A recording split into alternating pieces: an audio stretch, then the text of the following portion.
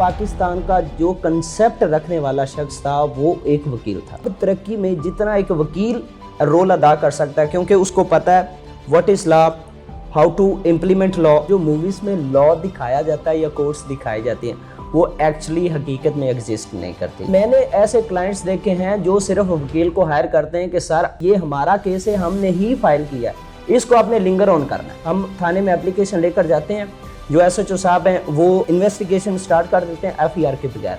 ये गैर कानूनी है। जो मेरे यंग लॉयर्स बहनें और भाई हैं वो क्या करते हैं, बड़े चैम्बर में बैठते हैं और आते ही वो सियासत की नज़र हो जाते हैं।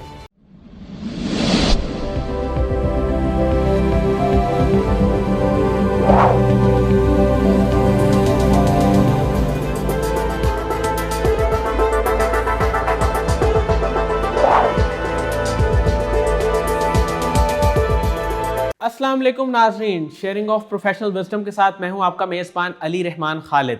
नाजरीन, ज़मीन के रकबे से ज़्यादा दिल का जज्बा काम आता है, क्योंकि ये जज्बा आपसे कई ऐसे काम करवा लेता है जो आपकी शनाख्त और आपकी पहचान बनते हैं। आज एक शख्सियत हमारे साथ मौजूद हैं जो बाकायदा एक सक्सेस स्टोरी हैं।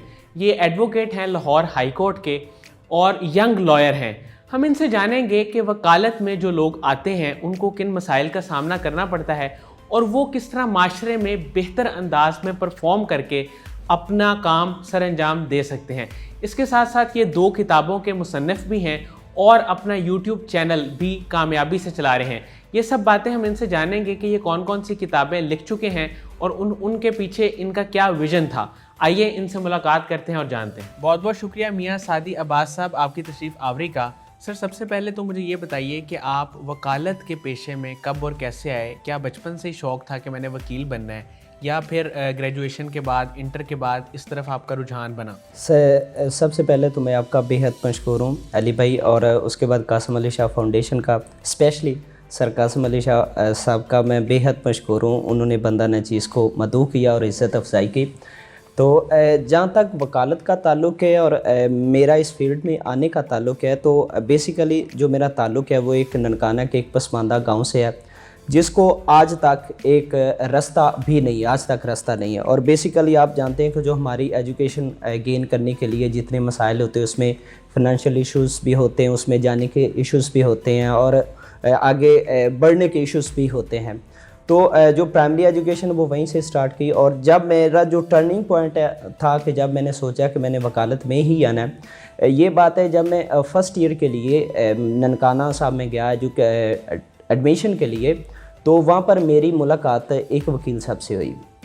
उनकी बातचीत, उनकी पर्सनैलिटी मुझे इतनी भाई, इतना मैं उनसे मुतासर हुआ कि मैंने उसी दिन फ़ैसला कर लिया। और बल्कि इवन के जो मेरा एडमिशन फॉर्म था उसमें वो एक कॉलम है ना कि आप मुस्तकबिल में क्या बनना चाहते हैं, तो मैंने उस वक्त वहाँ पर वकील लिखा और उस दिन मैंने ये फ़ैसला किया कि मैं वकालत के शोबे में आऊँगा।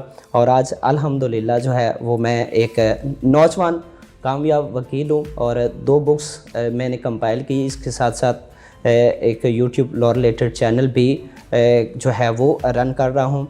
और मेरी जो कामयाबी है या इस जो ये सफ़र है मेरा, इसमें जो फ़र्स्ट ऑफ़ ऑल जो क्रेडिट है वो मेरे वालिद मोहतरम को जाता है, साथ में जिनकी रूहानी शफ़क़त रही सैयद फैज़ुल हसन शाह साहब हैं, ताया अबू हैं मियाँ मीर अली, और स्पेशली जो स्पेशल क्रेडिट जाता है वो मेरे उस्ताद मोहतरम हाफ़िज़ ग़ुलाम शबीर साहब को जाता है, क्योंकि उन्हीं की मरहून मिन्नत और उनकी गाइडेंस और उनकी मोहब्बत और उनके अदब की वजह से मैं इस मुकाम पर पहुंचा। अल्लाह ताला आपके वालिदैन को, आपके असातिज़ा को सलामत रखे।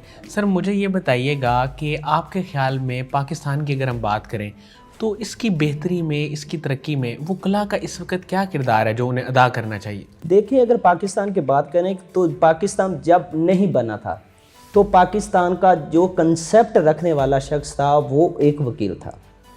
पाकिस्तान को बनाने वाला जिसने पहली आवाज़ उठाई, जिसने तगो-दो की, जिसने अंग्रेज़ों के साथ फ़ाइट की, एजुकेशन फ़ाइट की, वो भी एक वकील था। क़ायद-ए-आज़म मोहम्मद अली जिन्ना, डॉक्टर इल्लामा मोहम्मद इकबाल। उन्होंने लॉ को पढ़ा, लॉ के फील्ड में आने के बाद अंग्रेज़ के साथ या जिस तरह भी उन्होंने मामला जो है वो अच्छे तरीके से डील किए। अगर वो वकील ना होते तो मैं नहीं समझता कि वो एक अच्छे तरीके से फ़ाइट कर पाते या एक अच्छे तरीके से हमें ये पाकिस्तान जो है वो लेकर देते। आज की अगर हम बात करें तो कोई भी सोसाइटी है, कोई भी मुआशरा है, वो इंसाफ के बगैर ज़िंदा नहीं रह सकता। और इंसाफ की फराहमी वकला ने करवानी होती है। इंसाफ की फराहमी के लिए 3 डिपार्टमेंट्स हैं। अमूमन बार और बेंच का जिक्र किया जाता है, वकला और जजेस का, लेकिन मैं 3 डिपार्टमेंट्स को काउंट करूँगा। फर्स्ट ऑफ ऑल हमारे वकला हैं, सेकेंडली हमारी कोर्ट्स हैं, और थर्डली जो पुलिस का डिपार्टमेंट है। और अगर हम वकला ठीक हो जाएं, हम में भी काफ़ी खामियां हैं, अगर हम वकला ठीक हो जाएं और लॉ को इम्प्लीमेंट करवाने की कोशिश करें तो हम जो है वो एक क्रीम सोसाइटी से तल्लक रखते हैं। इस चीज़ को जब हम प्रूव करेंगे, जब हम इसको फॉलो करेंगे, जब हम इसको सोसाइटी पर लागू करवाएंगे तो हमारा म्यार, हमारा जो काले कोट का एक वक़ार है वो भी सलामत रहेगा, वो भी मज़ीद ऊंचाई की तरफ जाएगा। और पाकिस्तान की अब तरक्की में जितना एक वकील रोल अदा कर सकता है, क्योंकि उसको पता है what is law, how to implement law, law को कैसे करना है, लॉ पर अमल कैसे करवाना है, कौन सी खामियों को कैसे आपने दूर करना है। जब सोसाइटी की खामियों को दूर करवाने का तरीक़ेकार आपके वकील के पास है और वकील जानता है और वकील इस चीज़ पर अमल कर रहा है तो सोसाइटी के सारे मसाइल ख़त्म हो जाएंगे, तो वकला का म्यार भी बढ़ जाएगा। सर मुझे ये बताइएगा कि एक मूवी का डायलॉग भी था, तारीख पे तारीख, तारीख पे तारीख और हमारी आवाम के अंदर भी ये चीज़ बड़ी मशहूर है कि अदालत में जो फैसले जाते हैं कोर्ट्स में, उसमें टाइम बहुत लग जाता है। इसमें कितनी हकीकत है और इतना टाइम क्यों लगता है? असल में जो मूवीज़ में है ना तारीख पे तारीख, और जो मूवीज़ में लॉ दिखाया जाता है या कोर्ट्स दिखाई जाती हैं वो एक्चुअली हकीकत में एग्जिस्ट नहीं करती। जो थाना कल्चर, पुलिस कल्चर या कोर्ट कल्चर अदालत में मूवीज़ में दिखाया जाता है वो नहीं एग्जिस्ट करता। तारीख पे तारीख इसमें बड़ी चीज़ें इफेक्ट करती हैं। अमूमन तो फर्स्ट ऑफ ऑल क्लाइंट अगर वो अपने केस की स्पीडी डिस्पोजल चाहता है तो अपने वकील को कहे। जब वो अपने वकील को मजबूर करेगा कि वो कोर्ट में है तो वो डेफिनेटली कोर्ट में आएगा। अमूमन मैंने ऐसे क्लाइंट्स देखे हैं जो सिर्फ वकील को हायर करते हैं कि सर आपने ये हमारा केस है, हमने ही फाइल किया है, इसको आपने लिंगर ऑन करना है, इसको आप 4 साल फर्ज करें एक स्टे के लिए कोर्ट में जाती है पार्टी, कोर्ट में एक स्टे फाइल करती है। अब जो प्लेंटिफ है ना उसने फाइल किया है और वो इसी बेस पर फीस देगा कि सर इस स्टे को आप 4 साल के लिए चलाएं। अब इसमें किसका कसूर है? इसमें वो जो इनिशिएट करने वाला उसका ज़्यादा कसूर है। उसके बाद वकला को अपनी जिम्मेदारियां पूरी करनी चाहिए। उसके बाद जो जजेस हैं उनको वो अमूमन मैंने पीछे फाइल एक पढ़ी, उसमें वो तकरीबन 10 सफ़ात पर सिर्फ एक इंटरम ऑर्डर था, कतई आखिरी मौका बराए शहादत, कतई आखिरी मौका बराए शहादत। ये क्या है? अगर कतई आखिरी मौका आप दे रहे हैं तो नेक्स्ट डेट पर उनका राइट क्लोज करें, आगे कोई एक्शन लें। ये यानी कि ये तीनों चीज़ें जब मिलती हैं तो फिर जो है इंसाफ की जो जल्द फराहमी है वो मुमकिन हो सकती है, स्पीडी जस्टिस फिर मुमकिन हो सकता है। अगर ये तीनों नहीं मिलते आपस में फिर स्पीडी जस्टिस जो है इम्पॉसिबल है। सर अभी आपसे जब गुफ्तगू हो रही थी तो हमारे सिस्टम में एक मसला है जिसकी आपने निशानदेही की। मैं चाहूँगा कि आप नाजरीन के साथ उसको शेयर करें कि वो मसला क्या है और उसको हल कैसे किया जा सकता है। जो सिस्टम में मैंने देखा है, हमारा एक ज़ाब्ता है, ज़ाब्ता फौजदारी कोड ऑफ क्रिमिनल प्रोसीजर 1898, उसकी एक सेक्शन है 154, 154 सेक्शन है। वो सेक्शन क्या कहता है कि वो सेक्शन कहता है कि जब कोई शख्स किसी जुर्म की बाबत मुतलका SHO के पास एप्लीकेशन लेकर आएगा, मुतलका SHO ड्यूटी बाउंड है, वहाँ पर शैल का वर्ड है, वो मैंडेटरी प्रोविजन है, वकला भाई बेहतर समझ सकते हैं। ड्यूटी बाउंड है कि फ़ौरन FIR दे और उसके बाद इन्वेस्टिगेट करे। अब जब वो फौरी FIR देकर इन्वेस्टिगेट करेगा, अगर इन्वेस्टिगेशन में मुलजिम गिल्टी डिक्लेयर होता है तो उसके खिलाफ कार्रवाई करे, उसको अरेस्ट करे, उसको जेल में भेजे।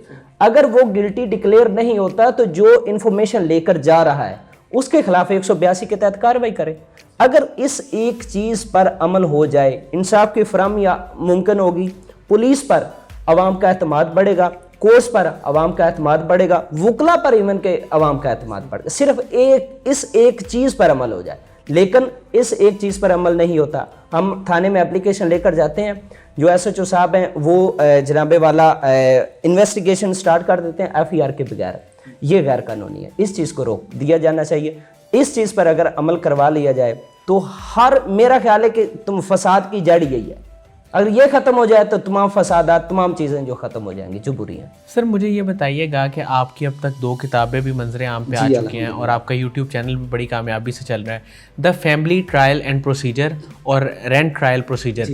इन 2 किताबों को लिखने के पीछे आपका मकसद क्या था, ये आपने क्यों लिखी? फ़र्स्ट ऑफ ऑल तो मैंने जो प्रैक्टिस का जब आगाज़ किया हाफिज़ गुलाम शबीर साहब के पास, तो वो क्रिमिनल लॉयर थे और साथ ही मेरी 1 साल के लिए प्रोसिक्यूशन डिपार्टमेंट में चला गया। साल गुजारने के बाद जब मैं इंडिपेंडेंट हुआ तो मैंने देखा कि फैमिली लॉस पर काम ही नहीं है। एक सिविल जज है, उसको फैमिली का जो है ना वो जैसा अपने काम जो है वो दे दिया, और उसके बाद मैंने देखा कि फैमिली कोर्ट्स अलहदा इस्टेब्लिश हो गई हैं।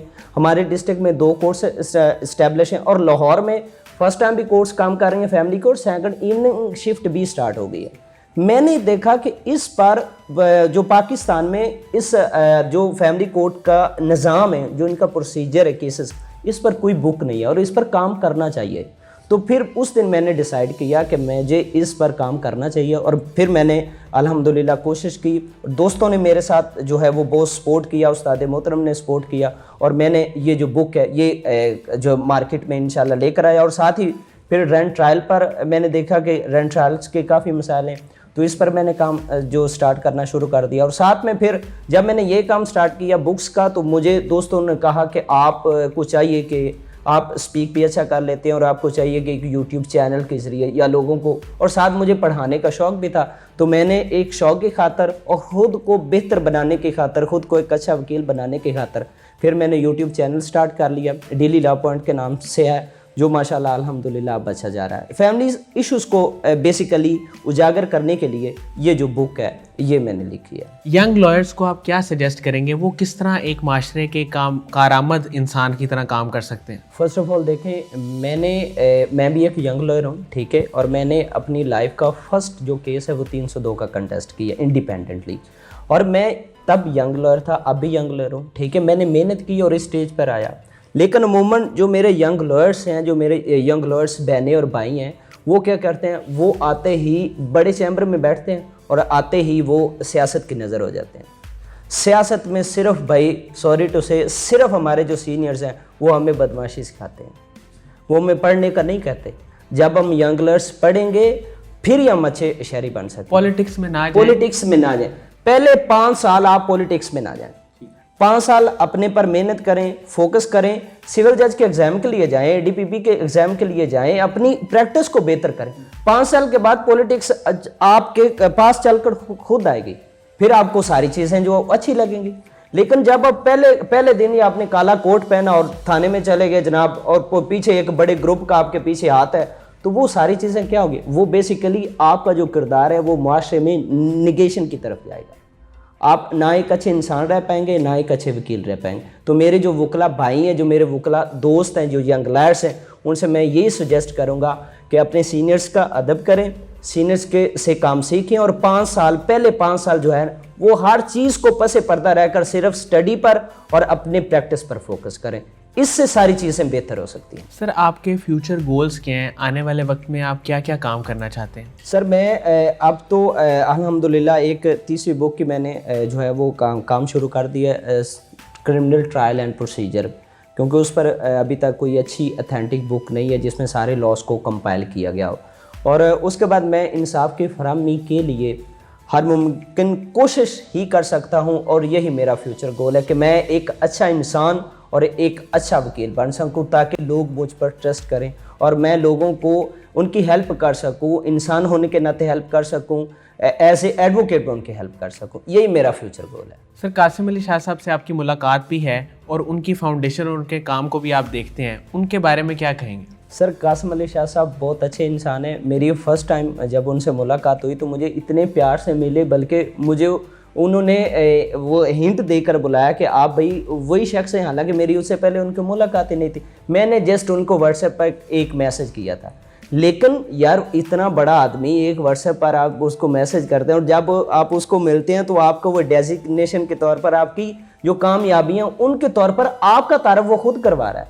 इससे बड़ा इंसान क्या हो सकता है। और सर कासिम अली शाह साहब को मैं सलूट पेश करता हूँ, जो उन्होंने एजुकेशन के लिए काम किया और जो स्पेशली फाउंडेशन काम कर रही है कि मेरे जैसे जो वकला भाई हैं या जो मेरे जैसे ऐसे दोस्त हैं जिन्होंने कुछ कर दिखाया है या कुछ कर दिखाने की जसारत रखते हैं, जुस्तजू रखते हैं, उनको वो प्रमोट कर रहे हैं। और पाकिस्तान का कासिम अली शाह साहब एसेट हैं, अल्लाह उनको सेहत व सलामत रखे। बहुत बहुत शुक्रिया मियाँ सादी अब्बास साहब आपकी तशरीफ़ आवरी का। नाज़रीन, मुझे उम्मीद है कि जो लोग इनसे मिलना चाहते थे, इनकी गुफ्तगू सुनना चाहते थे, उनके लिए इंटरव्यू इंतहाई मुफीद साबित होगा। और अपना बहुत ही ख्याल रखिएगा। अल्लाह हाफ़िज़।